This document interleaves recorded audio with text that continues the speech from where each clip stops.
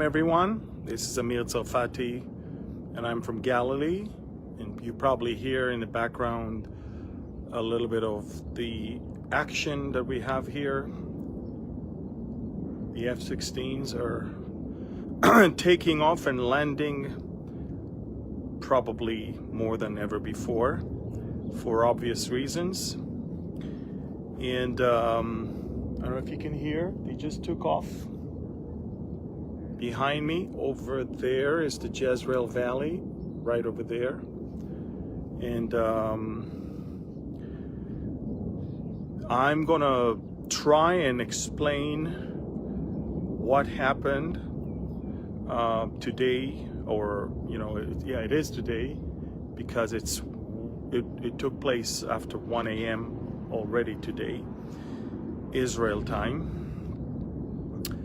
So let me wait for a few more minutes. I know I wrote on Telegram that I'm going to give you a Middle East update, special one at 6 p.m.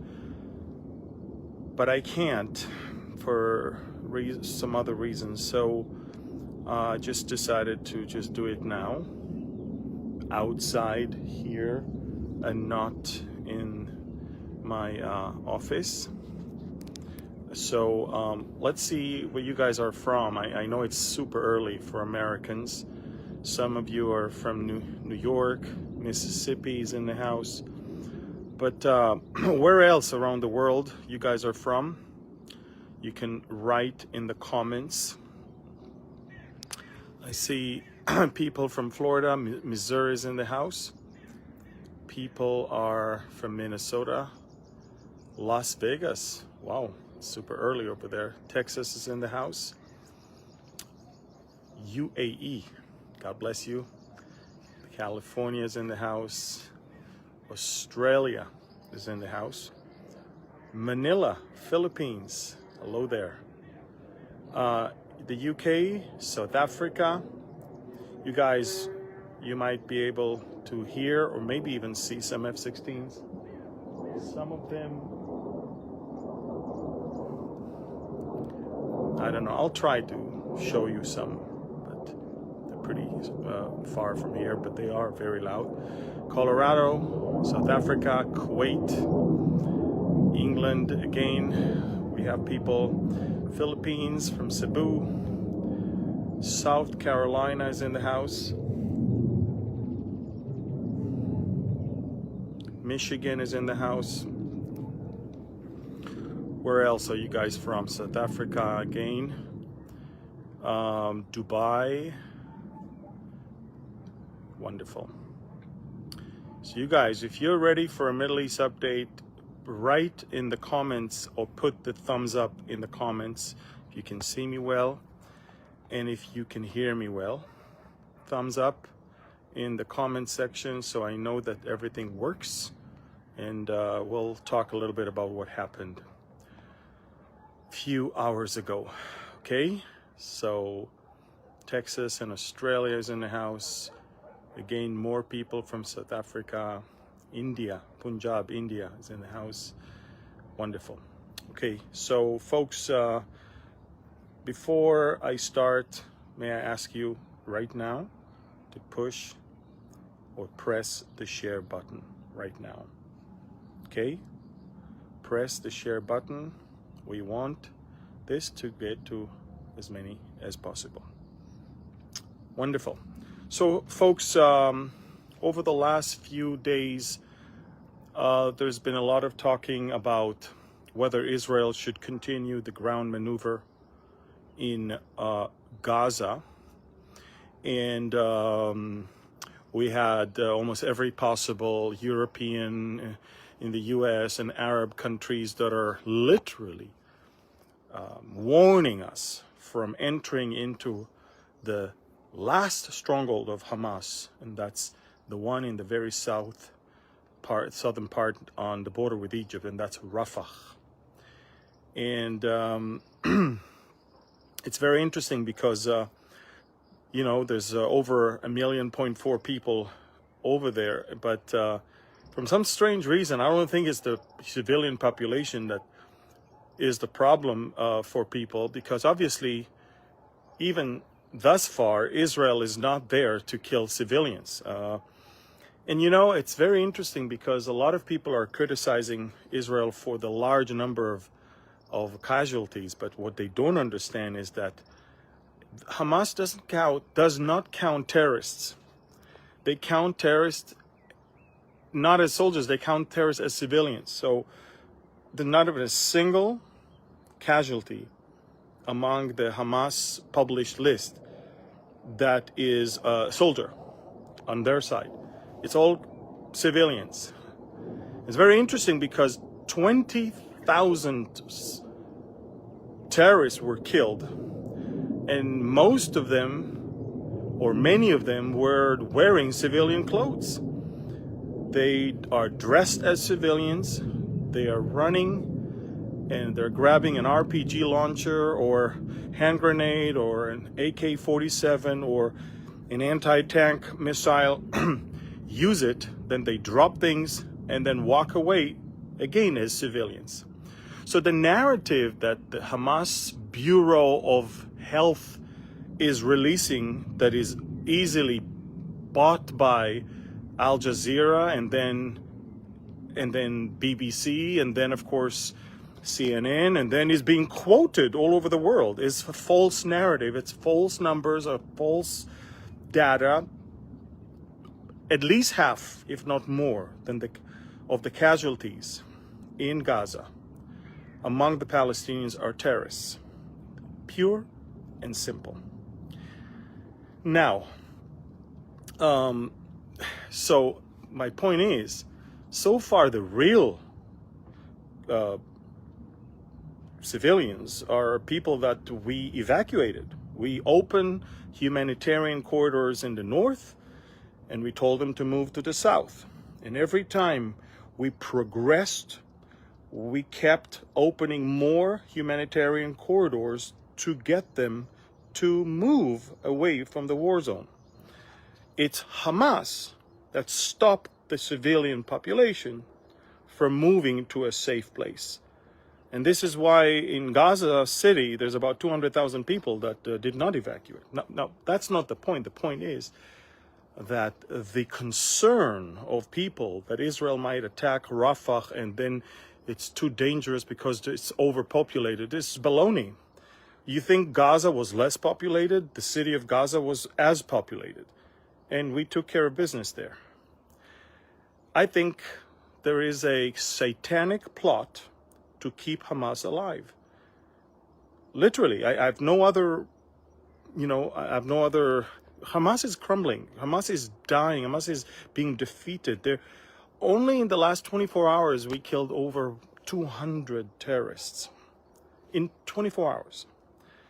And my point is, that someone wants to keep them alive, and the last 4 battalions out of the 24 that they had, the last 4 are in Rafah. One of these battalions is situated in the Shabura refugee camp. So I'm leading you now to the story of what happened a few hours ago. Now, throughout the last 3 months, Israel has captured quite a few terrorists. A lot of you are asking me, Amir, what are you doing with them? Well, first of all, we interrogate them. We get priceless information. And then we lock them up and they're awaiting trial. But the information that we get, sometimes we get it right on the ground in Gaza before we move them to detention camps within Israel. This is valuable information. And one of the things that a good piece of information that we received a few weeks ago is that a few of the hostages are held in homes above the ground in the heart of the Shabura refugee camp. And the Shabura battalion of Hamas is the one that is kind of guarding them. Israel decided last night to act. Close to 1 a.m., a special force of the Israeli, believe it or not, Israeli police, not even military.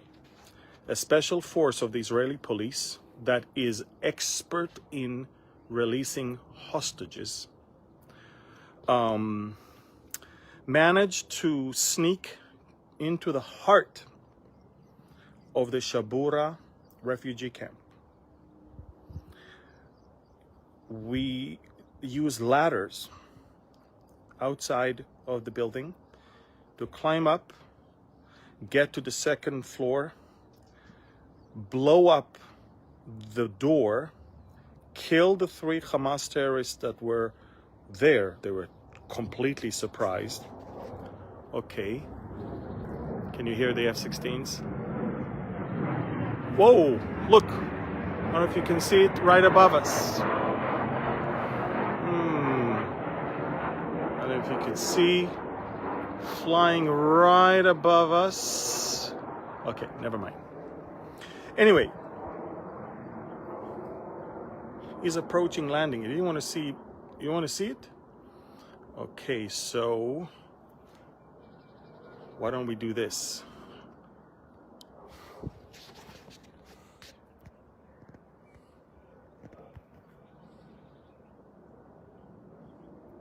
Yep. Can you see it landing? There you go.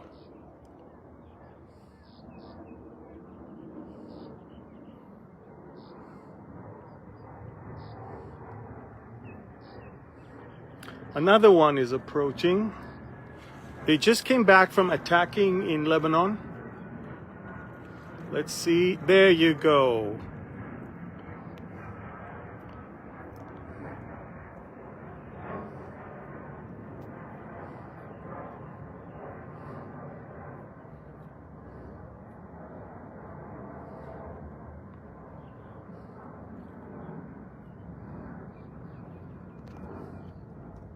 All right, so I think you saw enough. Isn't that cool? Just above me all day long. Anyway, so where were we? So this special unit of the Israeli police that is specializing in releasing hostages climbed up the ladders, blew up the door, killed the 3 Hamas terrorists on the site. Grabbed, first of all, they told the Israeli hostages, we're Israeli police, they show them their IDs. Then they put a armored vest on them, a helmet on them. They hugged them and they lifted them up, protecting them, because they knew that the 60-year-old and 72-year-old hostages are very weak after over 130 days in captivity with not much food.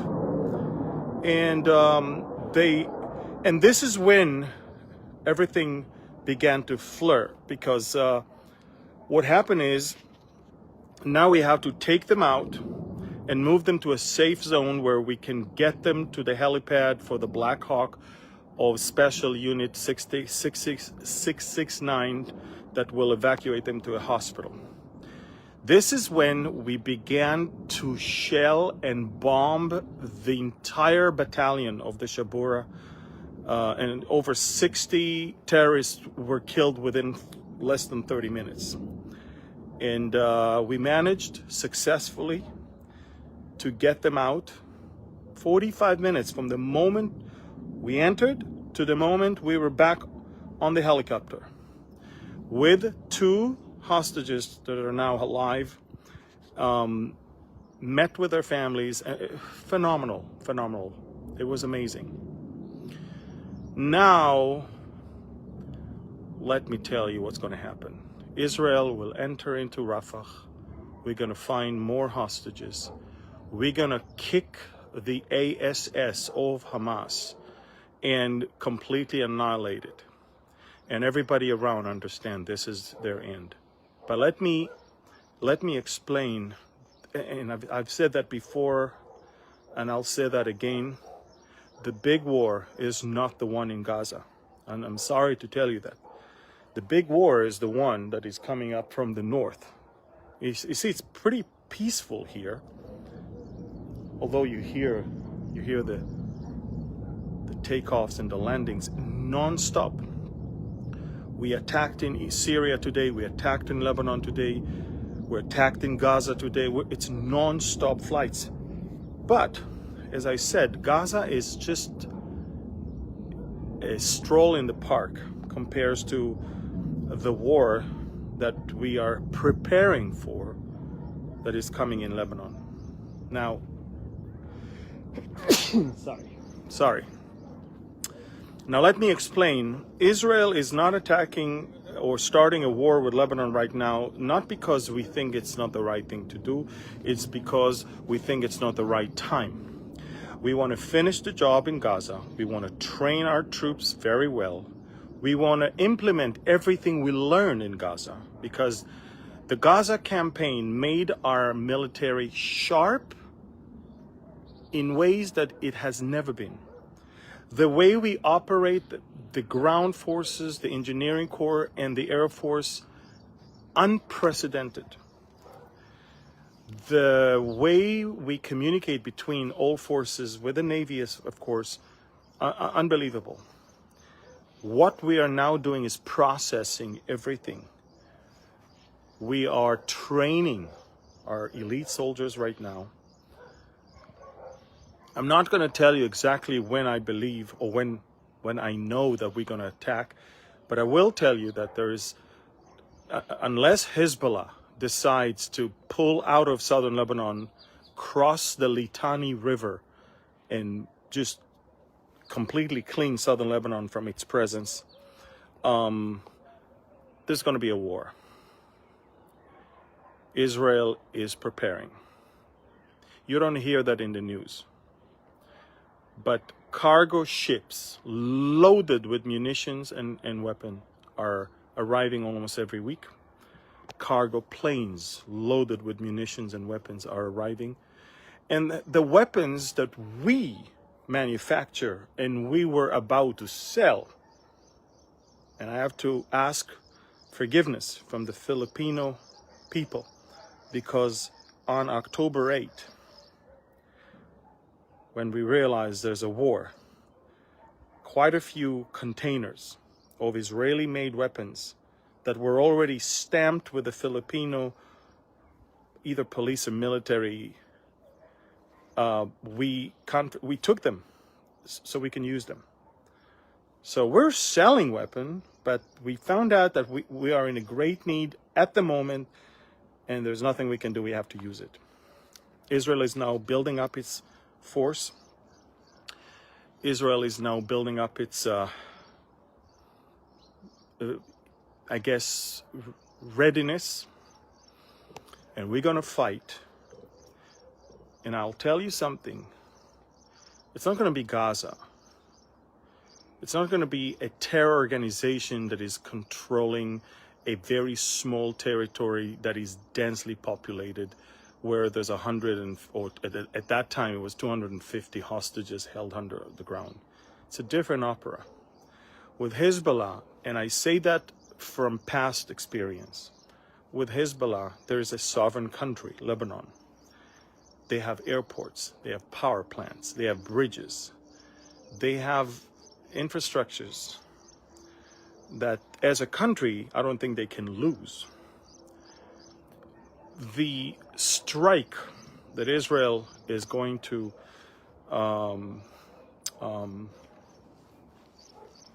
do in the first 24 hours, supposed to completely paralyze the entire country of Lebanon.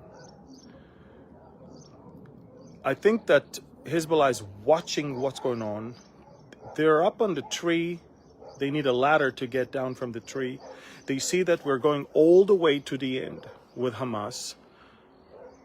They can't stop because they promised the Muslim world that they will fight as long as we fight in Gaza. On the other hand, they cannot escalate anything because they don't want the war. And so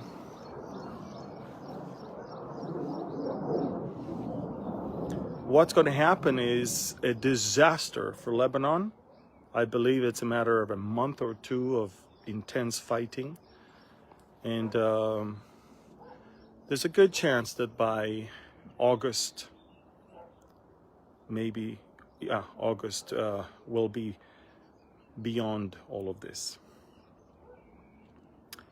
Now, there are elections in America in November. In August, there are primaries of the Democratic Party in Chicago, if I'm not mistaken. Much of what Israel will do in the next few months depends on the US administration. One day, Israel is going to ask itself, why is it that we allow ourselves to be so dependent on US weapons? Because we can manufacture our own. It's just that we were not ready. One thing is for sure, the elections in America, if they ever happen, are playing a big role in what the White House is going to be able to live with when it comes to the war here. So I'm going to keep you posted, but there's one thing that you need to know. The Israelis are, you see demonstrations, you see some protests, but these are they're very, very few. Unlike the protest before, now the people understand that we don't have any alternative but to finish with Hamas, and there is no alternative but to fight Hezbollah if we don't want another October 7th. And let all the Nazis in the campuses in America and in Europe and other places, let them protest as much as they want. It doesn't cost anything to be stupid. But I can tell you one thing. The vast majority of the populations of Europe and America wake up to understand that what we fight here is what you guys are going to fight later on in your own countries. Because they're not only here, they're everywhere. I will tell you that you can find on my Telegram channel. And by the way, if you're not on my Telegram channel, 95% of the information that is so important is you won't find it elsewhere. And even now, everything I told you 5% of what you may want to know. Go to my Telegram channel, subscribe. It's free, and you will get all the information. And one of the things I posted yesterday is a speech of a sheriff from Ohio. He just came back from DC. He was shocked that the administration and the president will not sit with any of the police chiefs or the sheriff's organizations. And the information that they received. I'm talking about words of a U.S. sheriff from Ohio yesterday. Information that he has, which is information that I could have told you months ago. There are more red flags among U.S. intelligence now than before 9/11. There are more terrorists that have infiltrated America in the last 3 years than in the last 40 years combined. And they're in America. And they don't like that America is kind of allowing Israel to do what Israel is doing right now. And for them, America is big Satan, Israel is small Satan. They don't love you guys. All I can say is that we can already see in European countries how the conservative right is getting stronger and the liberal left is getting weaker. And it's all because everyone can see the stupidity of allowing uncontrolled immigration into countries of mostly people that hate your guts and want to turn you into that same, excuse me for my French, crap that they ran away from. So again, I'm sorry, but I'm getting this is why I'm not online a lot, because this is so, I can't imagine how this world is turning such a, you know, I don't know if it's the, I call it strong delusion, what we see. Everything that is good is being held as bad. Everything that is bad is being held as good. And politicians are, they're so weak. Militaries are so hesitant. I don't know what happened. But I know that we got a wake-up call. We got a wake-up call. And every few days on my Telegram channel, you see how I post. Every few days, I post reminders of what we had on October 7th. So you know, because we know why we're fighting. But a lot of people around the world don't understand why. So it's important to remind you all, remind ourselves as well. So I want to encourage you guys to subscribe to my Telegram channel.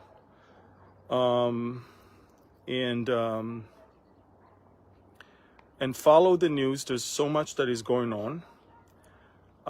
We're attacking every day in Lebanon, in Syria. We're attacking also elsewhere, which I'm not at liberty to say. But the big war is not tomorrow, but it's going to be in a few weeks or so, and it's going to be from the north. And for that, we're building up our force, we're training our troops, and it's not going to look good for Lebanon. So just follow me on Telegram. I'll keep you posted. And the moment I move to connect, if you know what I'm talking about, I'm sending you reports on of the progress of the building. The moment I move to connect, it's going to be every other day news and many other things. We're building a proper place to do those things. So I'll keep you posted, and for now, please share these news. Share. Press the share button. Thank you. God bless you. And